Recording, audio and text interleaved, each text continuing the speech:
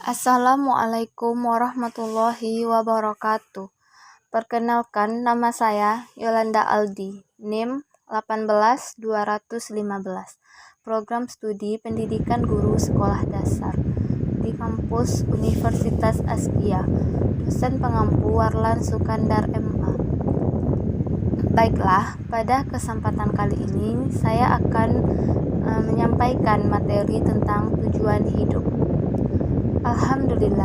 Alhamdulillahirabbil alamin.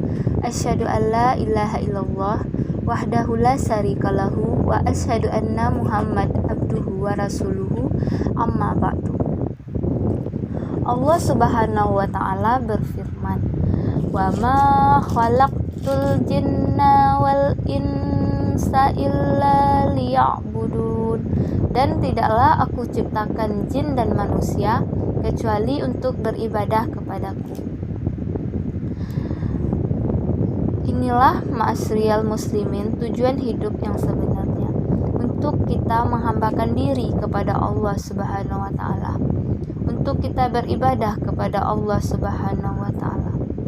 Allah yang menciptakan kita, Allah yang telah menghidupkan kita, dan Allah juga yang mematikan kita. Allah telah mengatakan bahwasanya tujuan Allah menciptakan kita adalah untuk beribadah hanya kepadanya. Adapun tujuan lainnya yaitu menjalankan perannya sebagai khalifah. Istilah khalifah di sini adalah pemimpin, di mana manusia bertanggung jawab untuk keberlangsungan hidupnya dan alam sekitarnya.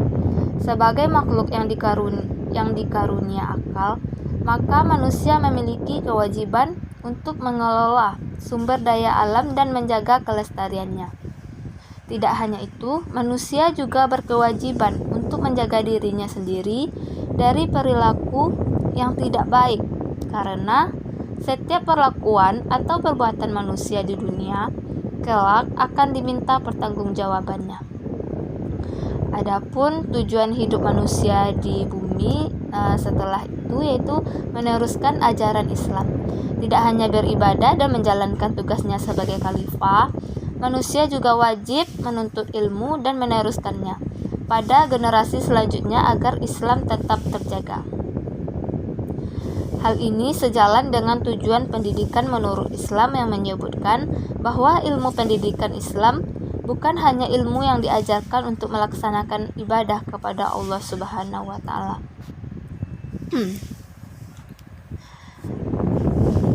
Maka dari itu, ma'asyiral muslimin, bapak-bapak, ibu-ibu, saudara-saudariku, rahimani wa rahimakumullah. Seorang yang ketika dia keluar dari rumahnya, dia pasti memiliki tujuan kemana dia akan melangkah.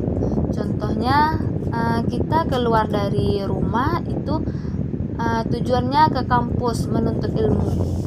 Nah, jika kita punya tujuan, maka akan bermanfaat bagi diri kita sendiri. Begitupun sebaliknya, jika kita tidak punya tujuan, maka semuanya akan sia-sia dan tidak akan bermanfaat untuk kita. Kita pasti yakin, orang yang ketika melangkah keluar dari rumahnya tanpa tujuan itu, maka langkahnya itu akan jauh dari impian yang dia inginkan. Orang yang hidup di dunia, jika tanpa tujuan, maka dia akan banyak tersesat.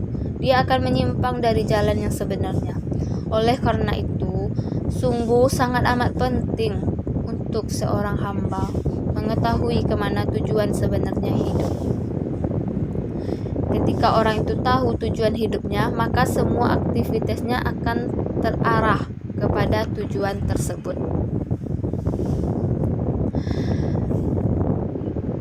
Nah, manusia itu Allah ciptakan dengan hikmah yang sangat mulia, yaitu untuk beribadah kepada Allah Subhanahu wa taala, dan dengan rahmat dan kasih sayang Allah Subhanahu wa taala, ketika Allah memberitahu kepada manusia tentang tujuan hidupnya, yaitu untuk beribadah kepadanya, Allah pun memberikan rambu-rambu, memberikan aturan kepada dia, atau dengan apa dia beribadah kepada Allah Subhanahu wa taala.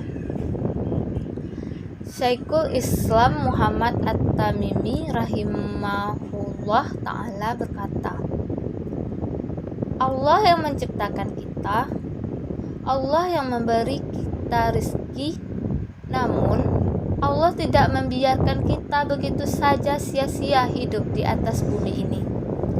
Bahkan Allah mengutus kepada kita seorang rasul.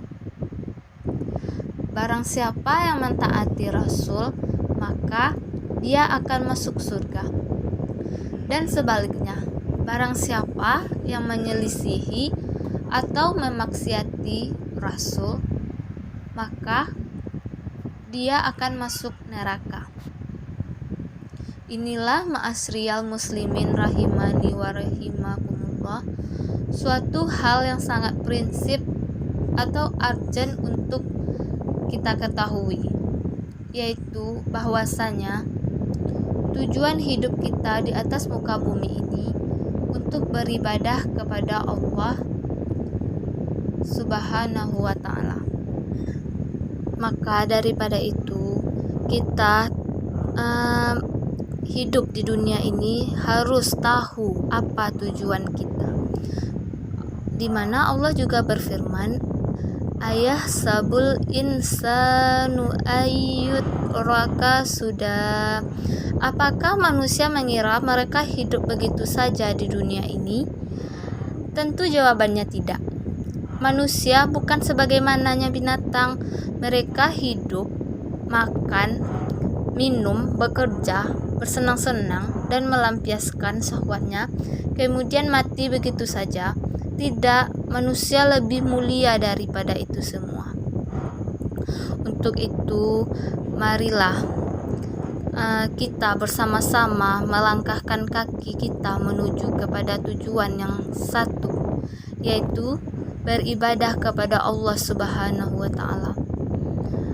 Marilah kita bersama-sama melangkahkan kaki kita untuk menelusuri jejak Rasulullah Shallallahu Alaihi Wasallam dalam beribadah kepada Allah Subhanahu Wa Taala. Amin. Semoga Allah Subhanahu Wa Taala mengakhiri kita dengan husnul khotimah. Amin amin ya robbal alamin. Baiklah, hanya itu yang dapat saya sampaikan pada kesempatan kali ini. Banyak maaf jika ada kesalahan kata. Saya akhiri dengan Assalamualaikum warahmatullahi wabarakatuh.